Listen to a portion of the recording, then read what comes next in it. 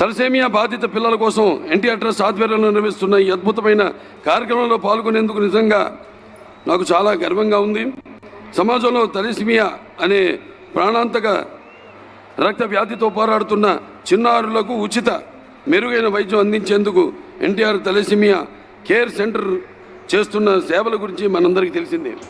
ఆ technical terms అన్నీ అది జన్యుపరమైన రక్త వ్యాధిని, దీనివల్ల శరీరంలో ఆరోగ్యకరమైన ఎర్ర రక్త కణాలు ఉత్పత్తి కావు.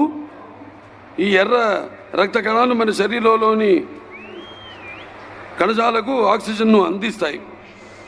ఈ ఎర్ర కణాలను ఉత్పత్తి కాని ఫలితంగా ఈ వ్యాధిగ్రస్తులు తీవ్రమైన అలసట, అలాగే ఎదుగుదలలో అంతరాయం, ఎముకల సమస్యలతో బాధ పడాల్సి వస్తుంది. మరియు జీవితాంతం రక్త మార్పిడికి పై ఆధారపడాల్సిన పరిస్థితి వస్తుంది.